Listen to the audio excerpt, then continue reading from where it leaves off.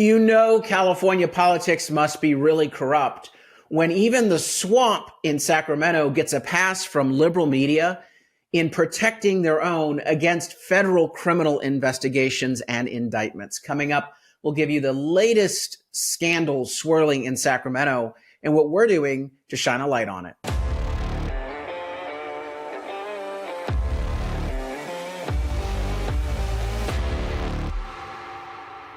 I'm Carl DeMaio, chairman of Reform California and a California state legislator. And 2 weeks ago, we brought you the breaking news, stunning to some, that Governor Gavin Newsom's former chief of staff, Dana Williamson, was indicted on multiple federal felony criminal charges.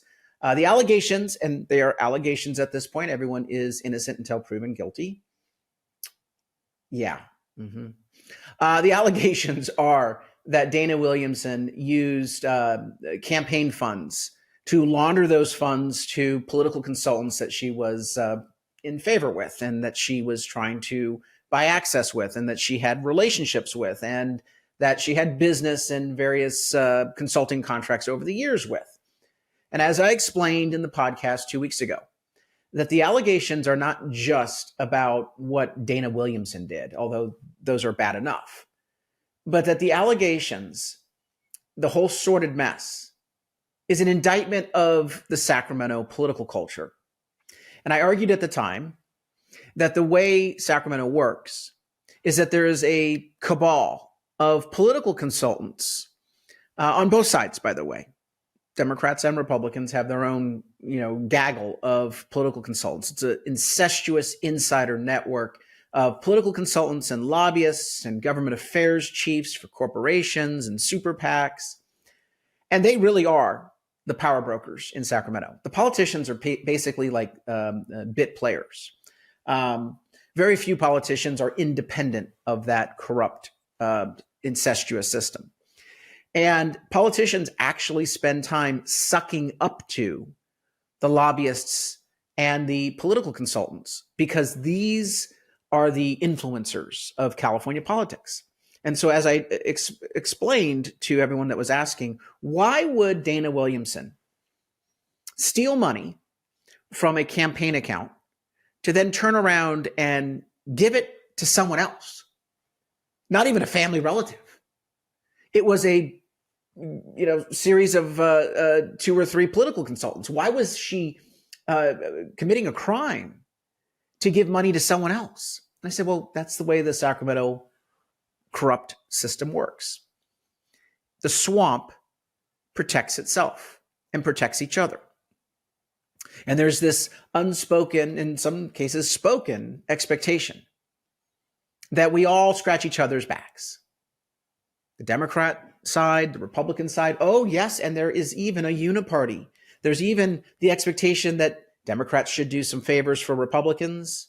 Not that they have to, but that Republicans should do favors in the rare instances where Republicans are relevant. They have to do favors for the Democrats. And it's the consultants and the lobbyists that trade the favors, and the politicians are told by their advisors to, just do this. And many of the politicians are looking to become political consultants or lobbyists down the road once they term out of office. So that's the incestuous, broken system. And a lot of people were like, really, that's how it works? That's why she was taking money and giving it to consultants that she had, obviously there was some sort of favors over the years. She was keeping them in her orbit, knowing that she would like to use them and have favors from them in the future. And the politicians are involved in it as well. That's why I don't buy this notion that Xavier Becerra, who was the victim, the alleged victim in the theft of his campaign funds by Dana Williamson, I'm not so sure that he didn't know about this. Because, hey, if he has a campaign account, he's not using the money, but he wants to keep his political options open, he needs a political team, and he needs to make sure that his political advisors are happy with him, or else they may go off and work for someone else. And oh my goodness, then he won't have the political team and infrastructure to advance his ambitions. Yes, that's what we're talking about here. That is the real problem and corruption of the Sacramento swamp. And in none of this do they care about you and your issues, which is why the problems in California politics get worse. Now, let me show you the latest developments in these scandals to illustrate the point that the Sacramento swamp takes care of itself. Dana Williamson is indicted. And you would think that after reading the indictments, that all of Sacramento would basically say, enough. Boy, she got caught. I need to distance myself like dog do on the shoe. Got to scrape off any of my association with Dana Williamson and put distance. Oh, no. Oh, it's much worse. Not only are lobbyists and government affairs officials and political consultants rallying to her defense, standing by her. Oh, not because they believe the charges are not true.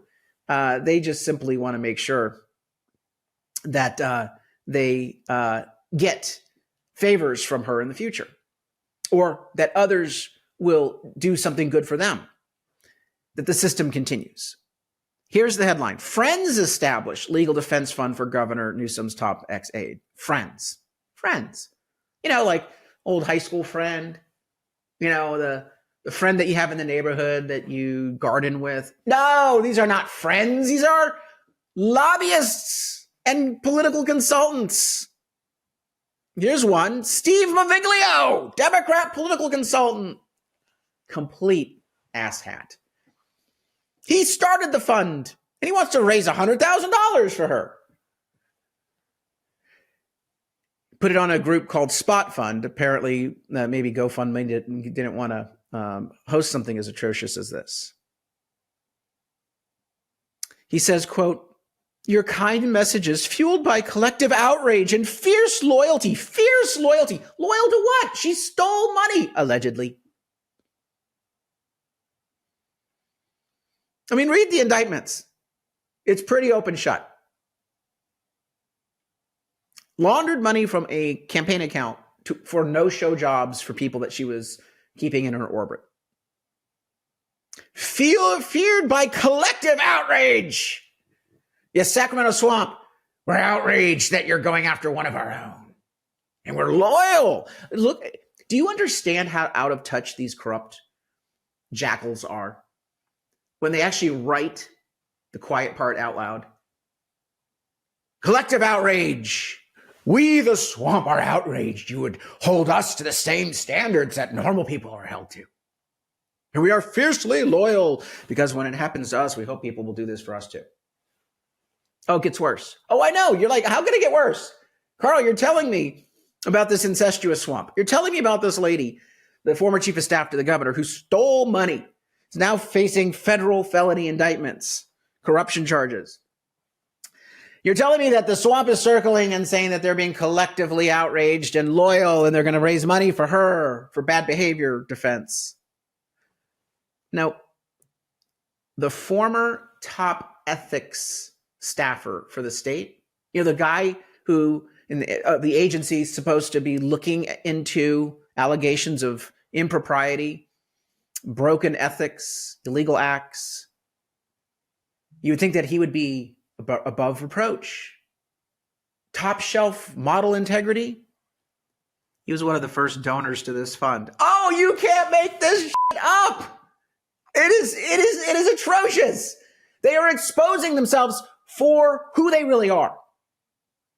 So this guy was at the Fair Political Practices Commission from 2000 to 2007. That is the state's leading ethics watchdog for state and local politicians. The holier than thou clutch thy pearls when you're going after political opponents the system doesn't like. But they take care of their own.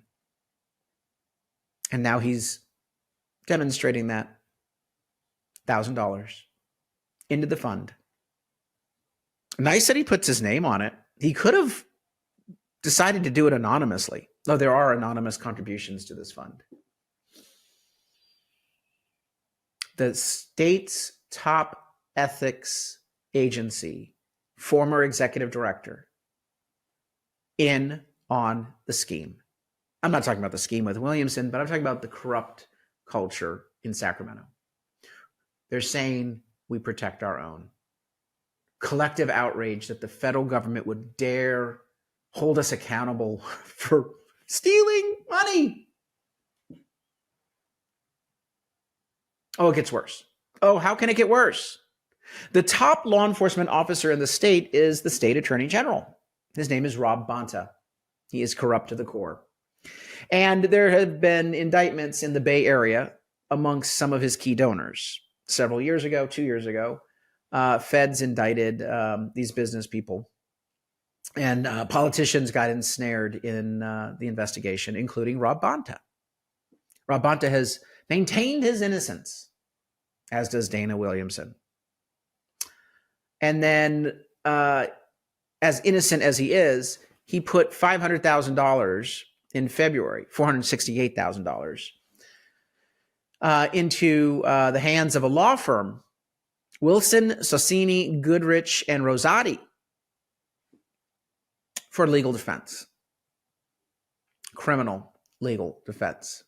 When asked about the legal transactions 2 weeks ago, his campaign team said, oh, no. We were spending the money to help the feds investigate. That would actually be a misappropriation of campaign funds. You can't use money for anything but a campaign expense, and that is not a campaign expense. So then after lying and someone pointing out, well, that would be an open and shut violation if that's what you use the money for, to help the feds do something. It's not campaign related. They then admitted, well, actually it was to defend the boss. Yeah. He's worried about the hot water he might be in. It's not just a little bit of hot water. $468,000 is a lot of billable time. Again, he could be completely innocent of the rumored allegations. But he starts out the conversation lying about it. Doesn't give me a whole lot of faith. He's now been hit with an ethics violation into the misuse of the funds. But who's the one that's going to review this? Wait for it. The Fair Political Practices Commission. You know, the agency of the guy I just told you about previously that's now giving money to a fund to protect someone from charges in the Sacramento swamp. This is corrupt. I have to give credit to Ashley Zavala of KCRA in Sacramento for covering both of these stories. Both this story about the friends of Williamson opening the Legal Defense Fund was brought to us by Ashley Zavala, and the story on Rob Bonta brought to us by Ashley Zavala. Boy, she needs to make sure she checks her car every time she starts it. She's doing her job. You're not going to hear much about this from any other media outlet. That's why we need to spread the word. I'm going to continue to lift the veil and give tutorials about how corrupt Sacramento really is. But I need your help. Go to the website, reformcalifornia.org. If you're not already signed up to be part of our growing movement to take back California from the insanity of the far left, please do so right now. Go to the bottom of the website, put in your first name, last name, email, phone, and zip code, and you will be tethered into our updates on what's happening in California news and politics. You'll get our voter guide, and we'll let you know about events in your area when we come. In fact, we're about to do another statewide tour starting December 1st. We're in the Bay Area, all the way up and down the state of California. We are within 45 minutes to 30-minute drive of every single person watching this video. These events are all about our voter ID initiative campaign. So please sign up for one of our events. And of course, subscribe to this channel and like this video. Until next time, I'm Carl DeMaio, Chairman of Reform California and a California state legislator. Thanks for watching, and I hope you enjoyed this episode. But before you click away, please subscribe to this channel and click that notification button so you get updated when we post new episodes. Plus, like this video and share it with your friends so that we can help spread our message across the state.